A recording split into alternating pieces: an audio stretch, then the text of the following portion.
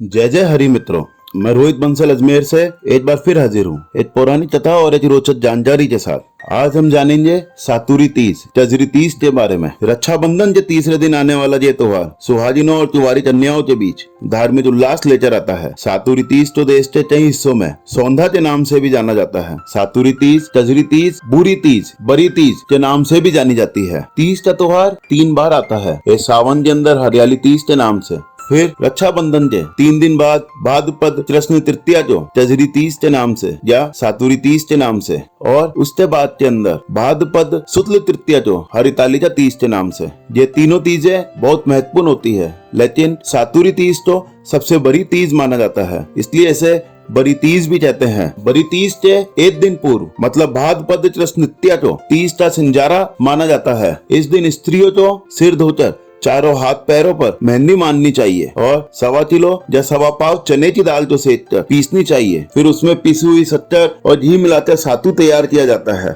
एक कटोरे में सातु को पिंड के रूप में जमा लेते हैं। उस पर सूखे मेवे और इलायची से सजाकर बीच में साबुत सुपारी लगा देते हैं। पूजा के लिए अलग से एक छोटा लड्डू बनाना चाहिए। सातु आप अपने सामर्थ्य अनुसार अधिक मात्रा एवं प्रकारों में बना सकते हैं। सातु जौ, गेहूं, चावल और चने का बनता है, या फिर आप चाहें तो सिर्फ चने की दाल का भी बना सकते हैं। सिंजारे वाले दिन स्त्रियों का विशेष ख्याल रखा जाता है। विभिन्न प्रकार की स्वादिष्ट रसोइयां बनाई जाती है। इस दिन बाजार से घेवर, रबड़ी का घेवर या अन्य मिष्ठान लाकर स्त्रियों को खिलाना बहुत ही शुभकारी माना जाता है। यह व्रत पति की दीर्घायु की कामना करने के लिए करा जाता है। परिवार में सुख समृद्धि बनी रहे, धन धान्य से घर परिवार पूर्ण रहे, इसलिए भी इस व्रत को करा जाता है। कुंवारी कन्याएं अच्छे वर प्राप्ति के लिए इस व्रत को करती है। मंदिरों में जाकर देवताओं के दर्शन करे जाते हैं। सातुरी तीज के दिन महिलाएं व्रत करती हैं। इस व्रत के दिन कुछ भी नहीं खाया जाता है और सिर्फ एक समय आहार करने के पश्चात दिन भर कुछ भी नहीं खाना चाहिए। इस व्रत को कैसे करा जाए, इसमें क्या क्या पूजन सामग्री चाहिए, पूजा की तैयारी कैसे करी जाए, तो जानते हैं इस विधि के बारे में।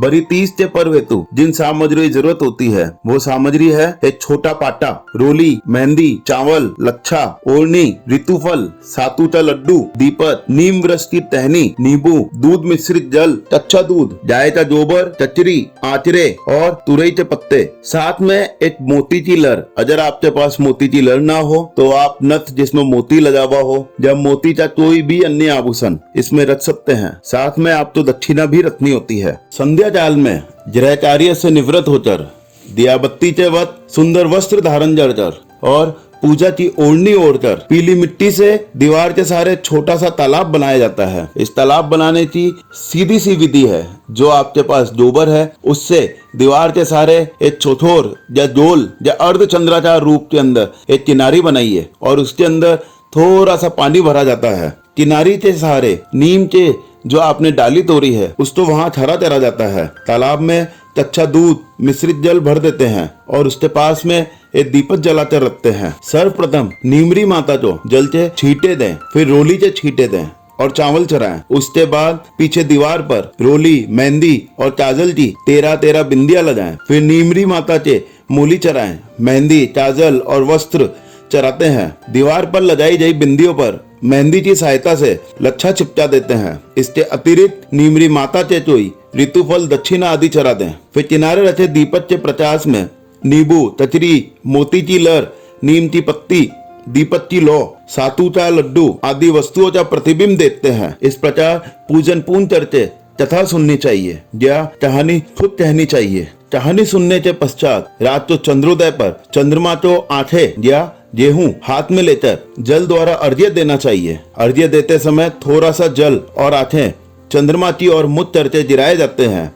तत्पश्चात चांद की पूजा करें, रोली का छींटा देवें, दीपक, अगरबत्ती प्रज्वलित करें और सत्तू से चांद को जिमाएं।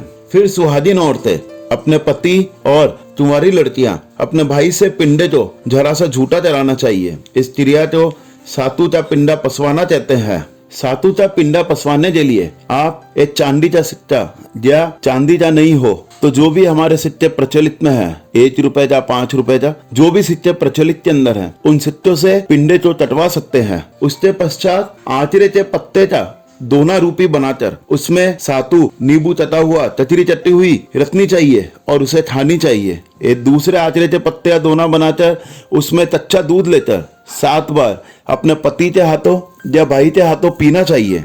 जो आपने पिंडा पसवाया है उसमें से थोड़ा सा सातु निकालकर उसका बयाना निकालना चाहिए और उस पे दक्षिणा रखकर चरण छूकर अपनी सासू माँ या ननद तो देनी चाहिए। इस प्रकार आपका व्रत परिपूर्ण होता है। अब हम जानते हैं तीज माता की कथा के बारे में। एक साहूकार था, उसकी पत्नी बड़ी पतिव्रता थी। वह अपने 7 भाइयों में सबसे छोटा था और अपनी गलत आदतों के चलते वह सबसे निर्धन हो गया था। इसलिए उसकी पत्नी उसके 6 बड़े भाइयों से यहाँ घर का काम करती थी और घर का खर्च चलाती थी। उस साहूकार तो एक वैश्या से लगाव हो गया था। उस वैश्य के साथ उसने संबंध बना लिए थे और उसे उसकी लत लग गई थी। पतिव्रता पत्नी के होते हुए वैश्या से संबंध बनाने के कारण उसे अपने पापों का फल मिला और उसे चोर हो गया। चोर होने के बाद भी वह साहूकार नहीं सुधरा और उसने वैश्या से यहाँ आना जाना नहीं छोड़ा। चोर हो जाने के कारण उसको चलने फिरने में भी दिक्कत आने लगी। तो वह अपनी पत्नी से कहता कि मुझे वैश्या से यहाँ छोड़कर आओ। उसकी पत्नी इतनी पतिव्रता थी कि अपने पति को